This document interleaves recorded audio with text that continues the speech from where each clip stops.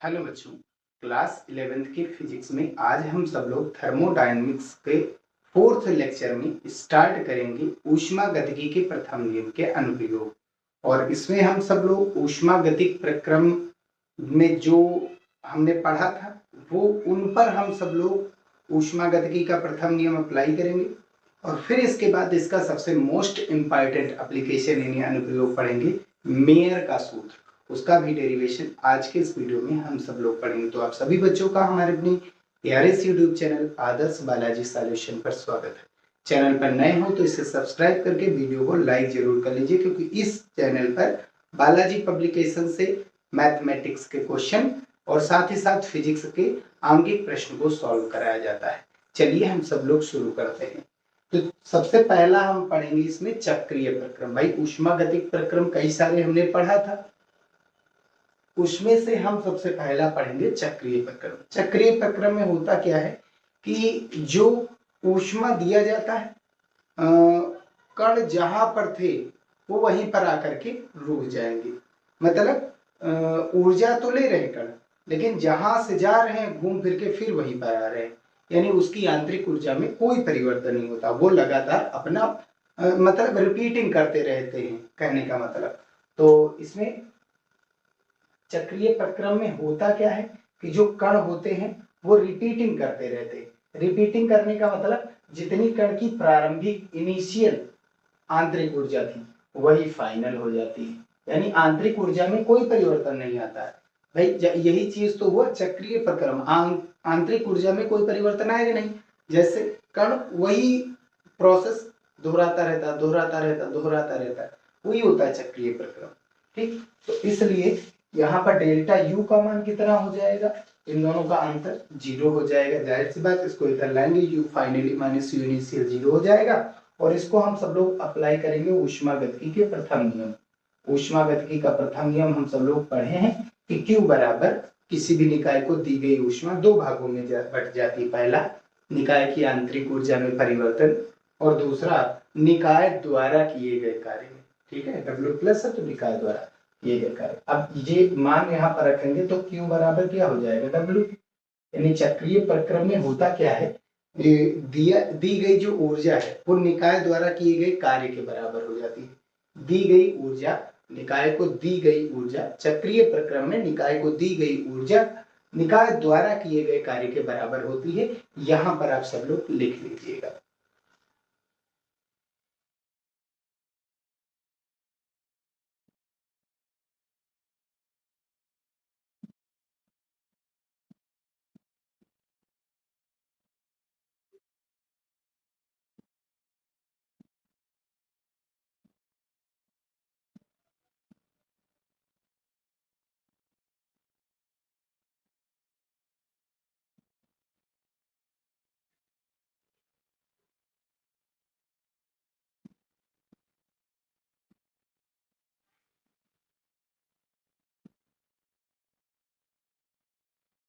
ये हो गए। अब आगे विलग निकाय यानी विलगित निकाय।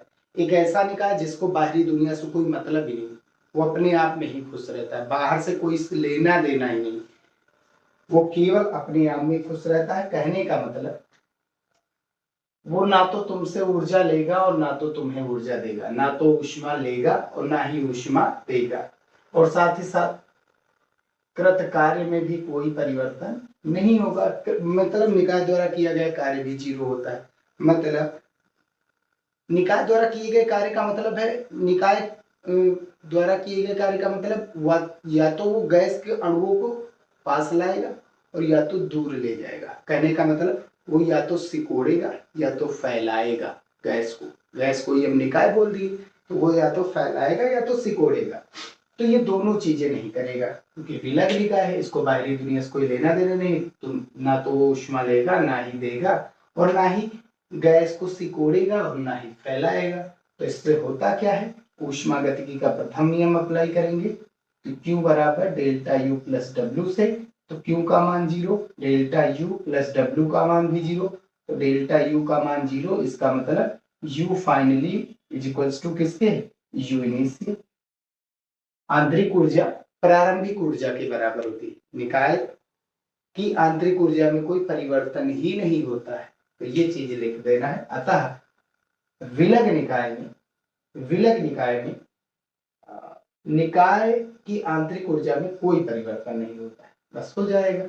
अगला है हमारा समतापी प्रक्रम। समतापी प्रक्रम में क्या होता है, कैसे होता है, जब हम ऊष्मागतिकी का प्रथम नियम अप्लाई करते हैं। समतापी प्रक्रम नाम से ही क्लियर है, ऐसा प्रक्रम जिसका ताप क्या हो, नियत हो। और अगर ताप नियत है तो आंतरिक ऊर्जा किसके समानुपाती होती है, ताप। आंतरिक ऊर्जा किसके समानुपाती होती है, ताप के समानुपाती है। ये चीज हमने पढ़ाया भी है। अगर ये ताप के समानुपाती तो ताप नियत, तो इसका मतलब U का मान भी क्या होगा, आंतरिक ऊर्जा भी क्या होगी, नियत। आंतरिक ऊर्जा नियत होने का मतलब है U फाइनली किसके बराबर है, U इनिशियल के, यानी अंतिम आंतरिक ऊर्जा बराबर प्रारंभिक आंतरिक ऊर्जा। तो डेल्टा U का मान क्या हो जाएगा, 0 हो जाएगा। तो ऊष्मागतिकी का प्रथम नियम अप्लाई करेंगे, Q बराबर डेल्टा U प्लस W। तो Q बराबर डेल्टा U का मान 0 और प्लस W, बराबर में हम क्या लिख देंगे, Q बराबर W। अतः समतापी प्रक्रम में, समतापी प्रक्रम मतलब ताप नियत रखना है आपको, बस ताप नियत रखना है। तो उसके लिए आप जो भी ऊष्मा देंगे वो निकाय द्वारा किए गए कार्य के बराबर, वो या तो उसको फैलाएगा और या तो उसको सिकोड़ेगा। तो पहली चीज तो कार्य का मान, निकाय द्वारा किया गया कार्य यानी उसका आयतन बढ़ रहा है, यहाँ पर इस प्रोसेस में आयतन बढ़ जाता है। ये समतापी प्रक्रम हो गया। ठीक, यही चीज आप लोगों को यहाँ पर लिख देना है कि समतापी प्रक्रम में निकाय को दी गई ऊष्मा यानी क्यों निकाय द्वारा किए गए कार्य के बराबर होती है। तो अगला हमारा जो प्रक्रम है वो है समआयतनिक प्रक्रम।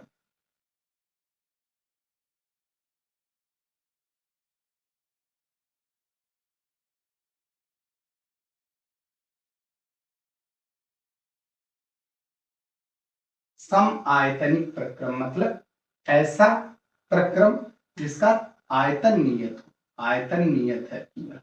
और अगर आयतन नियत है तो आयतन में परिवर्तन क्या हो जाएगा, 0। भाई परिवर्तन ही नहीं होगा और आयतन में परिवर्तन नहीं हुआ तो इसका मतलब यहाँ से कार्य अगर निकालेंगे, कार्य बराबर क्या पढ़ा गया, P इंटू डेल्टा वी। तो डेल्टा वी का मान 0 डालेंगे तो कार्य का मान भी क्या हो गया, 0। तो इसलिए अब ऊष्मागतिकी का अगर प्रथम नियम अप्लाई करेंगे तो क्या हो जाएगा, Q बराबर delta U plus W। W का मान हम 0 डालेंगे तो Q बराबर क्या हो गए, डेल्टा U। यानी अतः समआयतनिक प्रक्रम में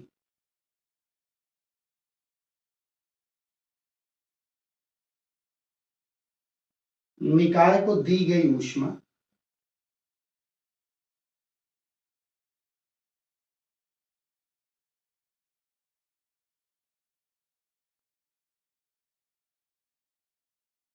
निकाय की आंतरिक ऊर्जा में हुए परिवर्तन के बराबर होती है। ठीक, जो भी आप ऊष्मा देंगे वो निकाय की आंतरिक ऊर्जा में क्या करेगा, परिवर्तन कर देगा। इतनी बात क्लियर हो गई, ठीक है भैया। तो टोटल हमारे पास हो गए 4 प्रक्रम। ठीक, कितने प्रक्रम, 4 प्रक्रम। अब हम सब लोग एक और मोस्ट इंपॉर्टेंट प्रक्रम के बारे में पढ़ेंगे जिसका नाम है, यहां पर हम किए दे रहे हैं,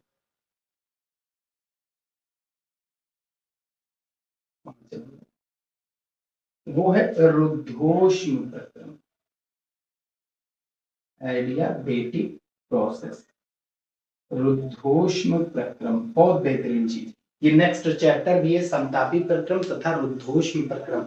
अभी तो केवल हिंट लिया गया है, आगे और भी चीजें पढ़ेंगे हम सब लोग। रुद्धोष्म प्रक्रम क्या होता है, रुद्धोष्म प्रक्रम इतनी तेजी के साथ होता है कि वो वातावरण से ऊष्मा का आदान प्रदान ही नहीं कर पाता।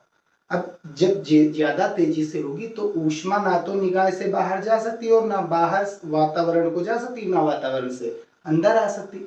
जैसे एग्जांपल में टायर का जो ट्यूब होता है, ट्यूब का फटना वो कितनी तेजी से होता है, गुब्बारे का फटना वो इतनी तेजी से होता है, ना तो ऊष्मा अंदर आ पाती है और ना ही बाहर जा पाती है। तो ये चीज होता है रुद्धोष्म प्रक्रम में, ना तो ऊष्मा अंदर आ पाती है ना ही बाहर जा पाती है।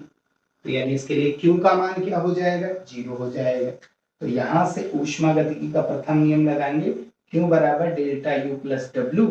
तो Q का मान अगर हम 0 डालेंगे तो ये क्या आ जाएगा, डेल्टा U प्लस W के बराबर। तो अगर हम सब लोग डेल्टा U बराबर करेंगे तो किसके बराबर आएगा, माइनस डब्ल्यू के बराबर। माइनस डब्ल्यू का मतलब होता है कार्य निकाय पर किया गया है। अगर W प्लस है तो इसका मतलब हुआ निकाय द्वारा किया गया कार्य। ठीक, इसको हम ऐसे भी निकाल सकते हैं कि W बराबर माइनस का डेल्टा U। हम W की वैल्यू निकालेंगे। अब W की वैल्यू अगर माइनस आई तो इसका मतलब कार्य निकाय पर हो रहा है। अगर निकाय पर हो रहा है तो उस पर हम बाहर से बल लगाएंगे तो उससे सिकुड़ जाएगा, जाहिर सी बात है, उसका आयतन क्या हो जाएगा, कम, और जिससे वो मान क्या आ जाएगा, W का मान निगेटिव हो जाएगा, क्योंकि आयतन कम आया यानी डेल्टा V का मान निगेटिव में जाएगा तो इसका मतलब कार्य भी निगेटिव में आएगा। तो ये चीज समझना है। तो रुद्धोष्म प्रक्रम में निकाय पर किया गया कार्य, समझिए बात, W का मान निगेटिव है इसका मतलब कार्य निकाय पर किया जा रहा है। निकाय पर किया गया कार्य उसकी आंतरिक ऊर्जा में हुए परिवर्तन के बराबर होता है। हम निकाय पर कार्य करेंगे तो उसकी आंतरिक ऊर्जा में परिवर्तन आ जाएगा, कण इधर उधर अव्यवस्थित हो जाएंगे। मैं कहने का मतलब आंतरिक ऊर्जा में दो ही ऊर्जाएं होती है कण के पास, एक स्थितिज ऊर्जा जो कणों के बीच आकर्षण बल के कारण होती है, और दूसरी गतिज ऊर्जा जो कणों की गति के कारण होती है। अब वो गति कैसी है, ये संरचना पर आधारित है वस्तु की, निकाय की। ठीक है, अब वो कंपनिक गति भी हो सकती है तो कंपन ऊर्जा हो जाएगी, और अगर स्थानांतरीय गति कर रहा है तो स्थानांतरिक गति ऊर्जा हो जाएगी, और अगर वो घूर्णन कर रहा है तो घूर्णन गतिज ऊर्जा हो जाएगी। तो ये कई चीजों पर डिपेंड है, वो डिपेंड है निकाय की संरचना पर। तो ये चीज अतः यहाँ पर लिख लेना, निकाय पर किया गया कार्य निकाय में हुए आंतरिक ऊर्जा में, निकाय की आंतरिक ऊर्जा में हुए परिवर्तन के बराबर होती है। निकाय पर किया गया कार्य उसकी आंतरिक ऊर्जा में हुए परिवर्तन के बराबर होता है। तो ये चीज, इसका स्क्रीनशॉट लीजिए। दूसरा अनुप्रयोग हम लोग पढ़ेंगे।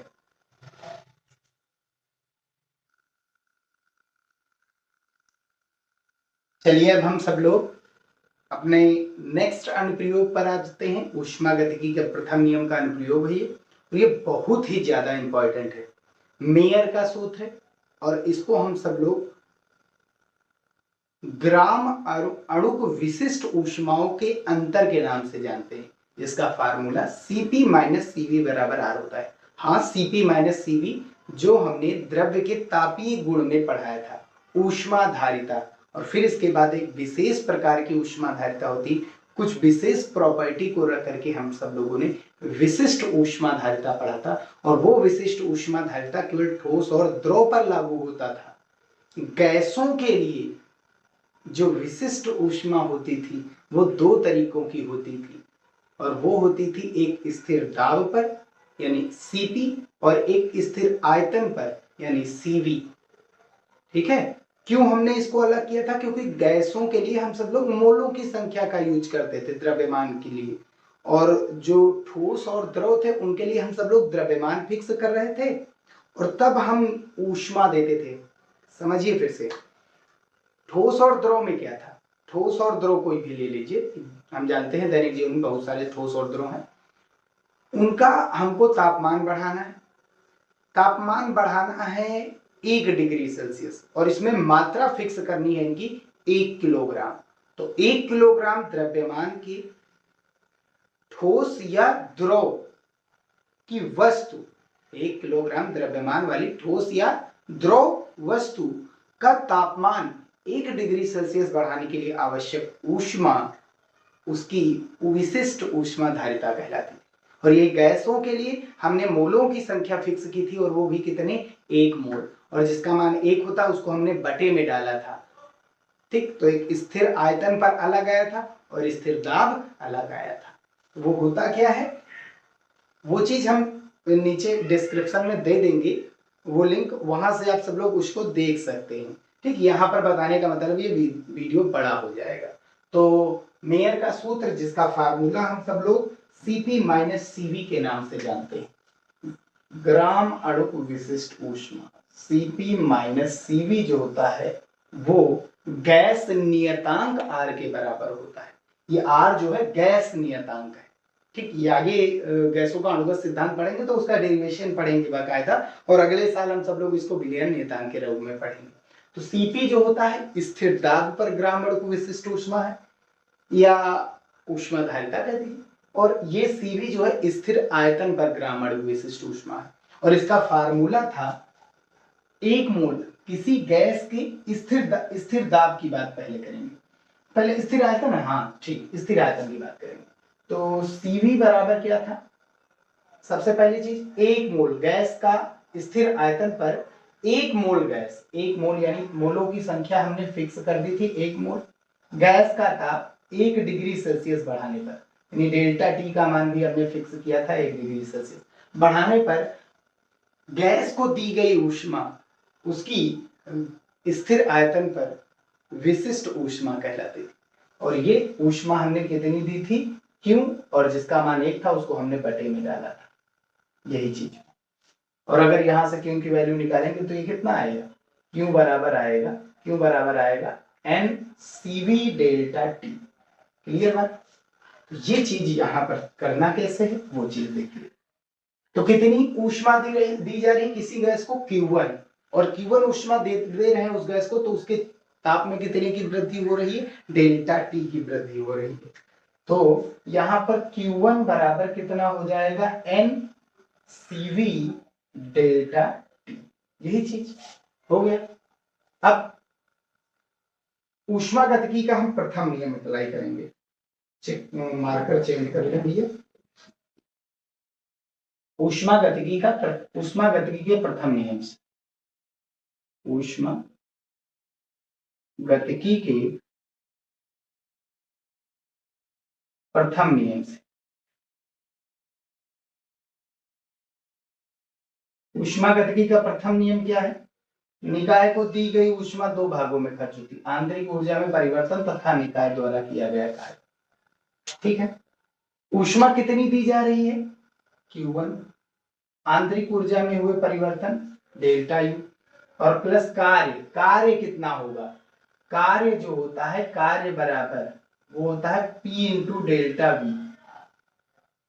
डेल्टा वी होता है। अब आयतन क्या है, नियत, अगर आयतन स्थिर है तो आयतन में तो परिवर्तन होगा नहीं, और आयतन में परिवर्तन नहीं होगा तो इसका मतलब उस डेल्टा वी का मान 0, और डेल्टा वी 0 तो कार्य भी क्या हो जाएगा, 0 हो जाएगा। Q1 का मान रखेंगे तो डेल्टा यू बराबर कितना आ गया, Q1 रखो एन सीवी डेल्टा टी। अच्छा, आप लोग इसको दो रूपों में निकाल सकते हैं। आप अगर थोड़ी सी ऊष्मा दे रहे हैं तो डी क्यू यानी अवकलज वाला रोल भी हम अप्लाई कर सकते हैं, और ये लिमिट वाला डेल्टा भी लगा सकते हैं, सॉल्व कर सकते हैं। अब आगे, ये इतना हो गया, अब हम आगे बढ़ेंगे स्थिर दाब पर। अब की बार हम दाब को स्थिर रखेंगे। ये दो चीजों में होती है, विशिष्ट ऊष्मा गैसों के लिए दो रूपों में होती है, पहला जब दाब नियत हो और दूसरा जब आयतन नियत हो। तभी ऊष्मा देंगे तो ताप बढ़ेगा तो या तो उसका आयतन बढ़ेगा कब, जब दाब नियत होगा। ठीक है, और दूसरा चीज, या तो दाब बढ़ेगा, और दाब कब बढ़ेगा, जब हम जगह फिक्स कर देंगे, भाई उसके बाहर वो जा नहीं पाएंगे, यानी आयतन नियत रखेंगे। ये दो चीजें, वैसे उस वीडियो में हमने सब पढ़ाया। तो यहाँ पर कितनी ऊष्मा दी जा रही है, Q2, तो Q2 बराबर कितना हो जाएगा, N, गैस के अणुओं की संख्या, टोटल कितने मोल है, N मोल, और Cp यहाँ पर रखेंगे ना, और इनटू में कितना ताप बढ़ रहा है, डेल्टा टी। अब हम ऊष्मागतिकी का प्रथम नियम लगाएंगे, तो ऊष्मागतिकी के प्रथम नियम से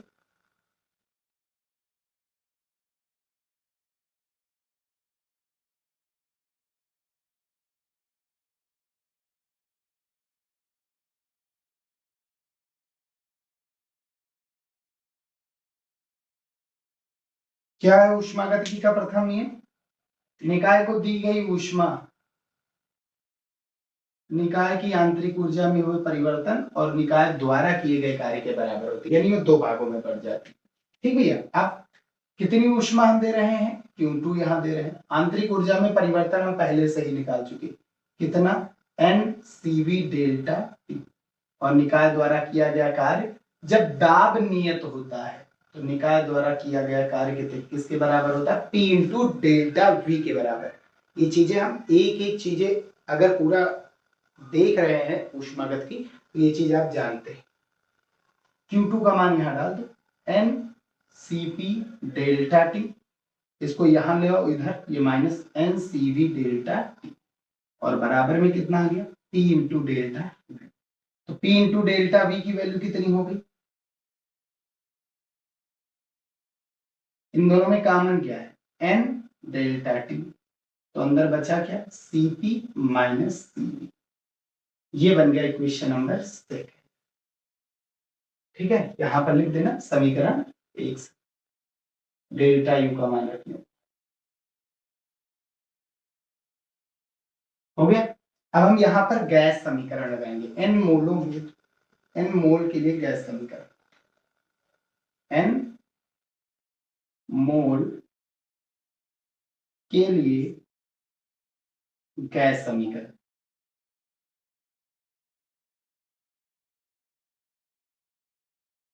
N मोलों के लिए गैस समीकरण क्या होता है? PV बराबर nRT। 11th में पढ़ रहे हैं तो ये फार्मूला आप जरूर पढ़े होंगे। N मोलों के लिए N से गुणा, 1 मोल है तो इनका मान 1, म्यू बहुत जगह लिखा रहता है तो म्यू रख देना है। अब इसका क्या करेंगे हम सब लोग? अवकलन।